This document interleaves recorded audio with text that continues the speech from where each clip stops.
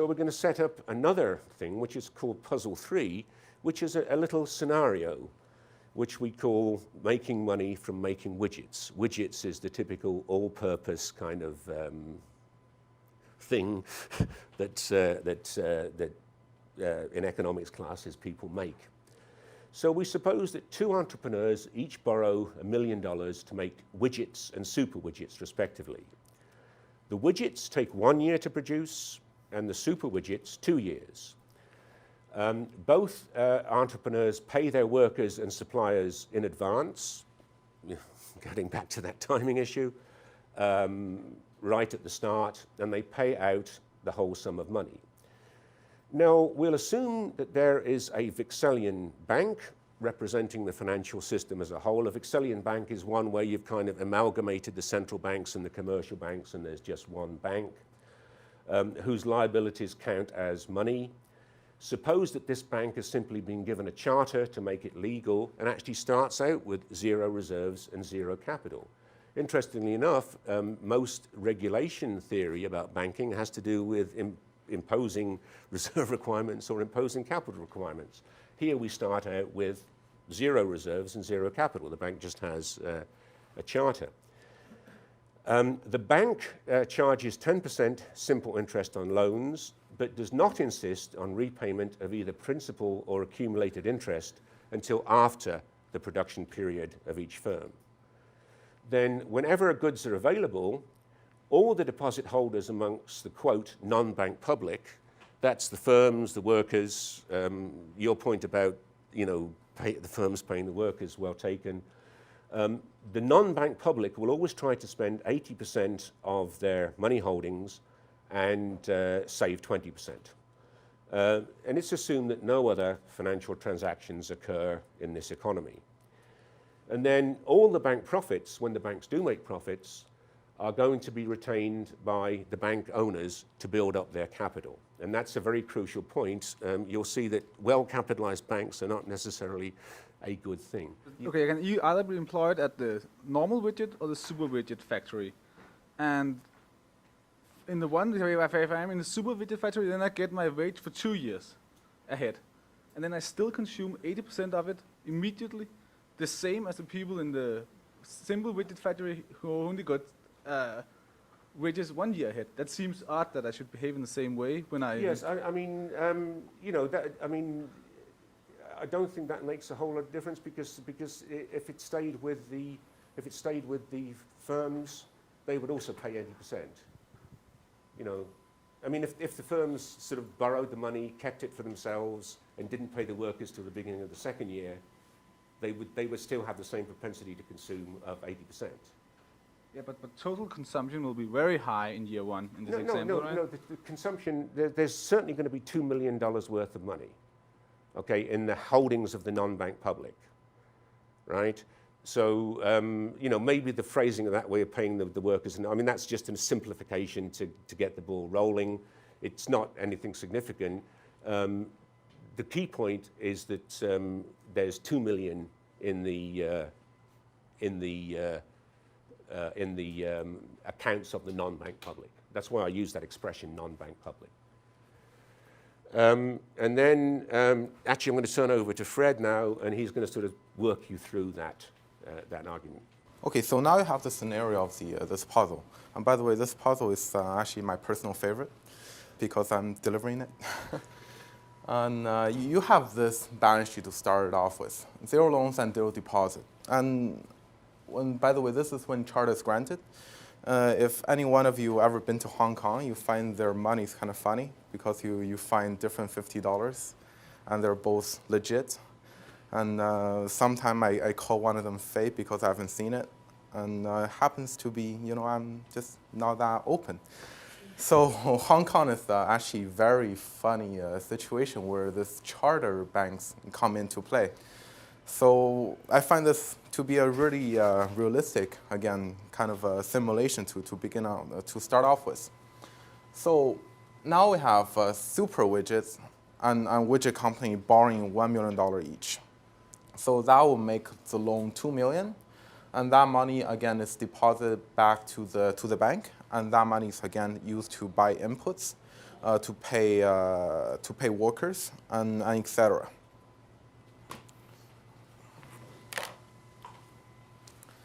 So in the first year, this is how we calculate this whole thing. We have 80% of consumption rate with $2 million in the public. So that means $1.6 million of more like a purchasing power, consumption power happening. And in the first year, the widget maker the cost to widget maker is 1.1 million, which is calculated as the principal plus the interest.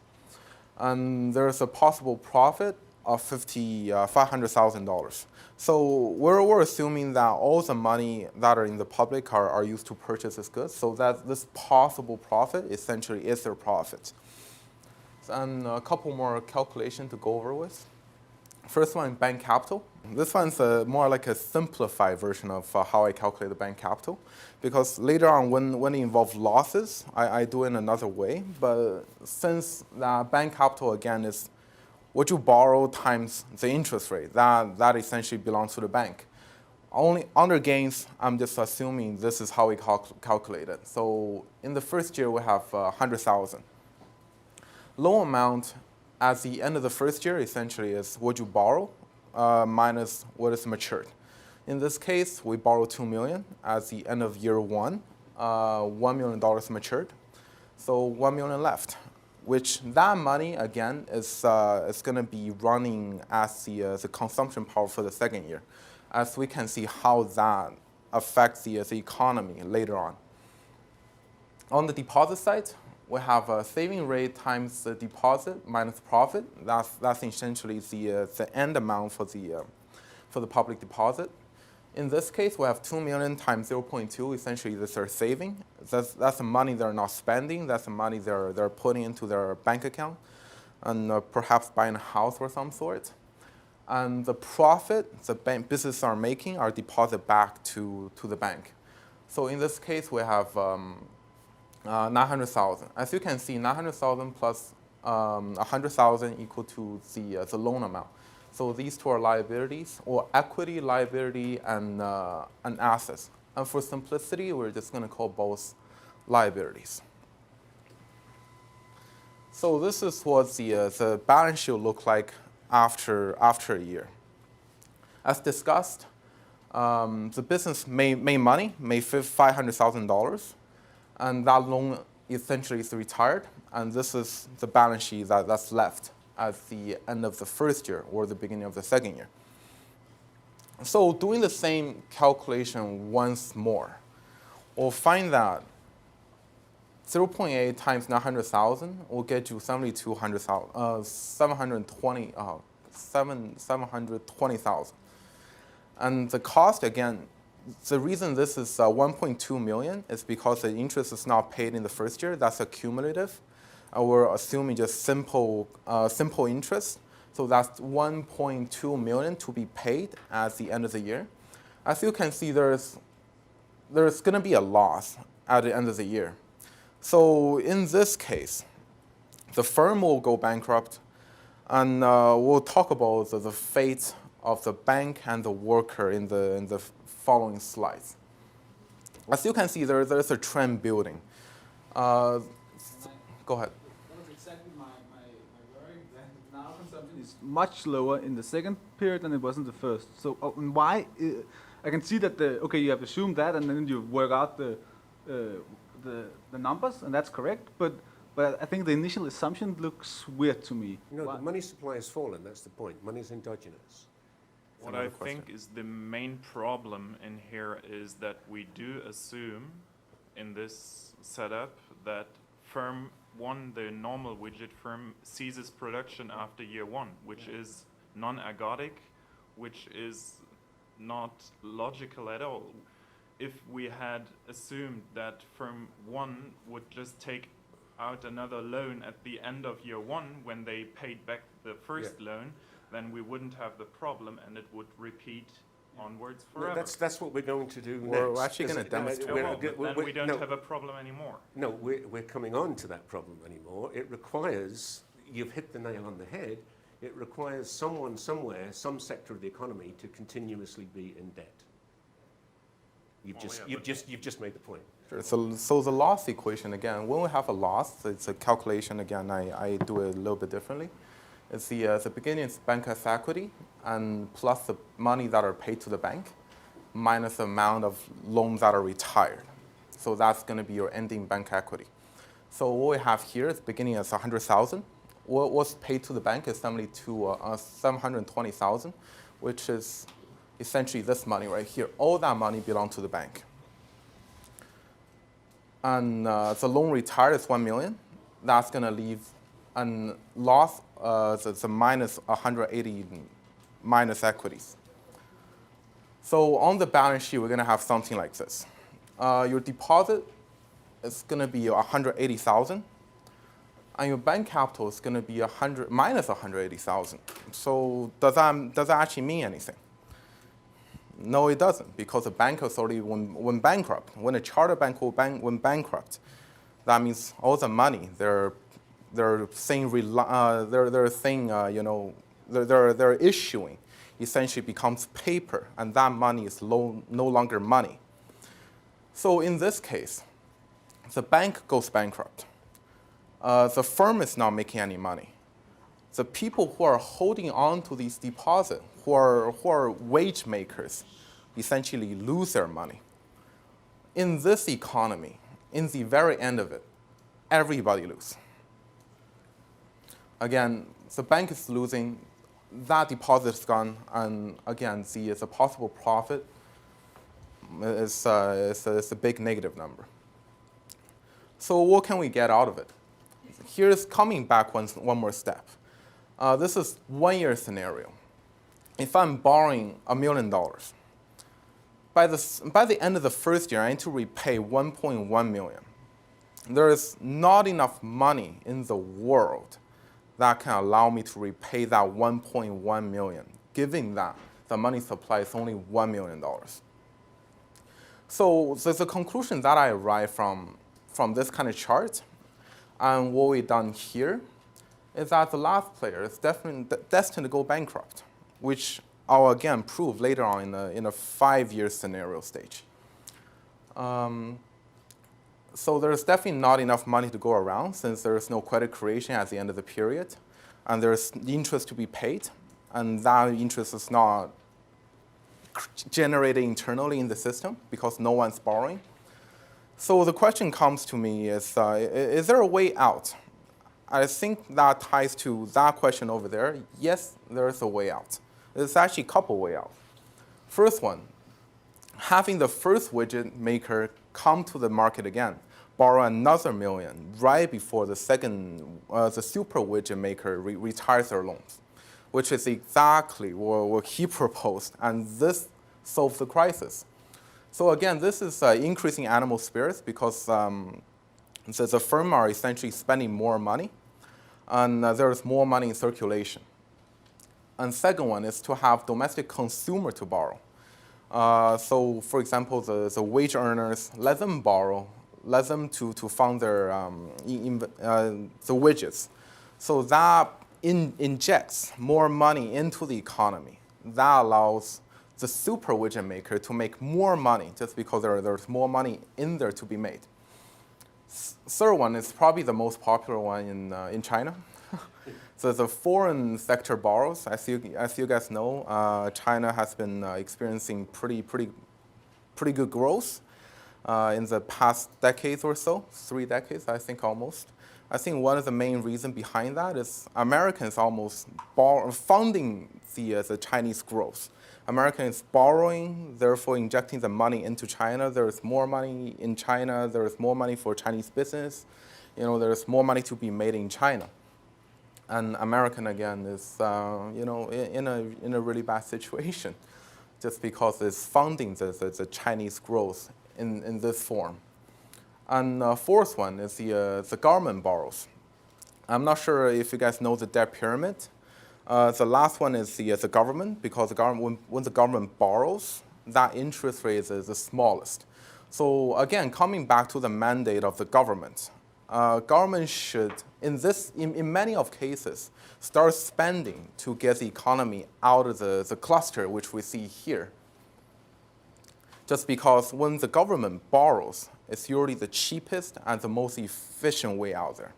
So in the whole lecture, we're probably going to collaborate a lot of the role on the government, and this is the first role of the government, which is to spend money by borrowing. Inject money into the public so that more firms have money to spend. Oh, by the way, all these four possibilities essentially come down to one thing. There has to be borrowing made in order for there to be profit made.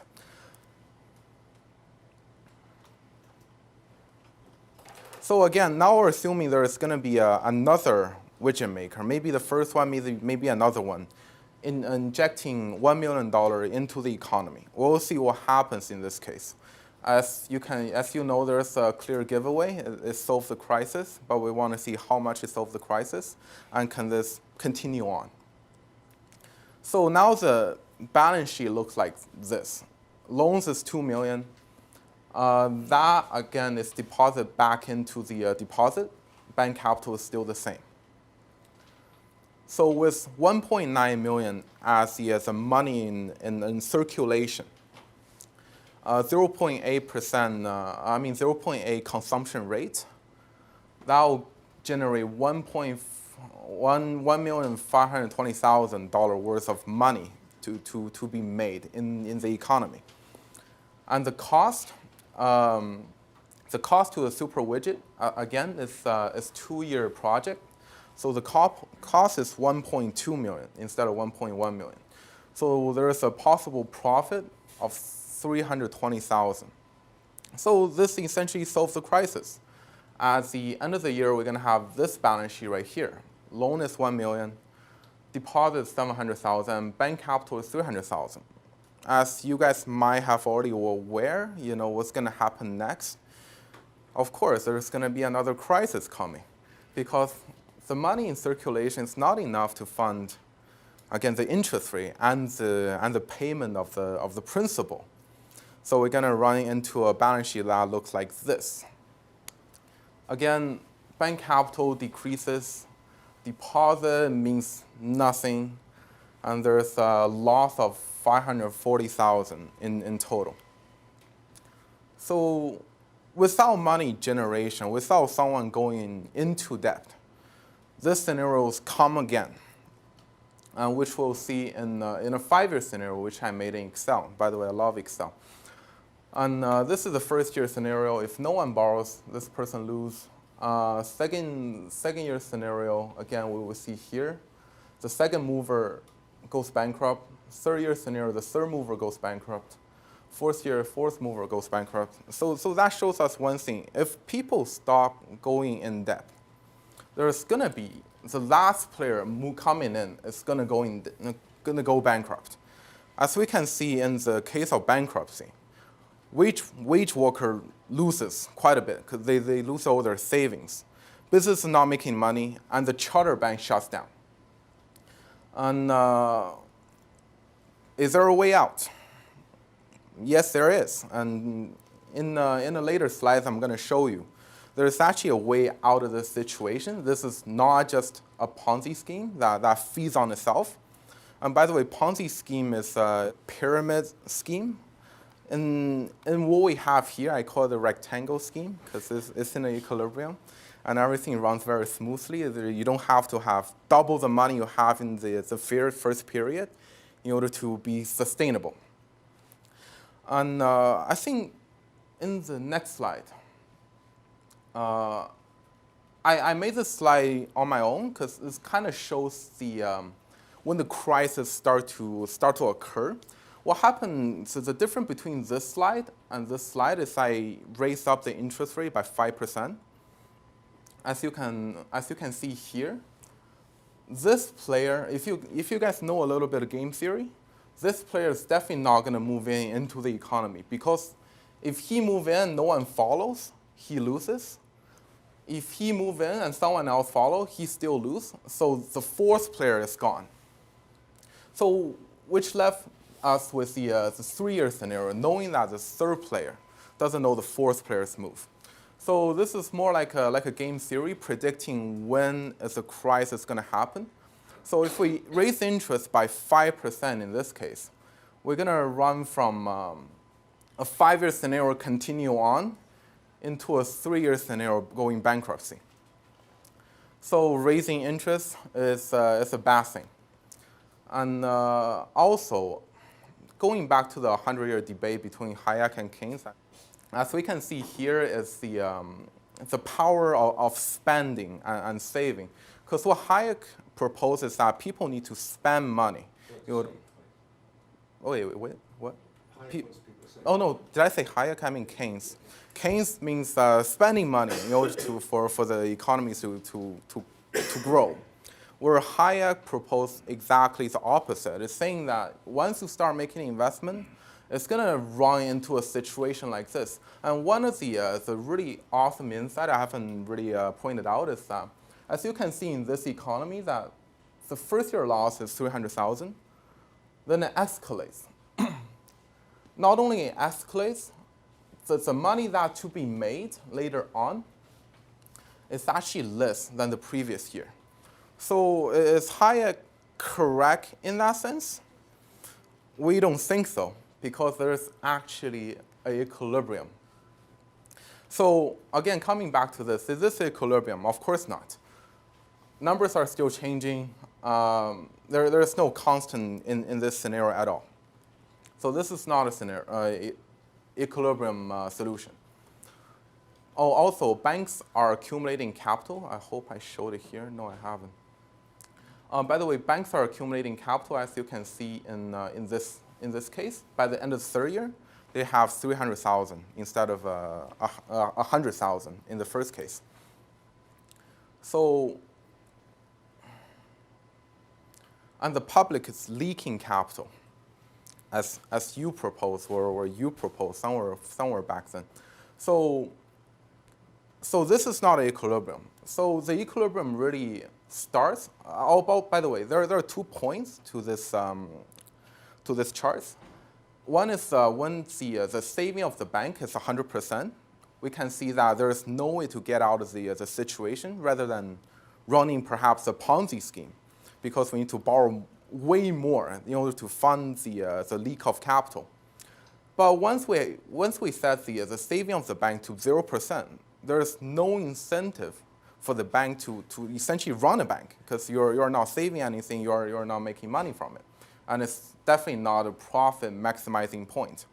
So for banks, there's an equilibrium point between 0% and 100% that the bank will be making constant money, the public will be making constant money, and there's no bankruptcy for eternity, and which is at this point, when public saving equal to bank saving. In this case, it's 20%.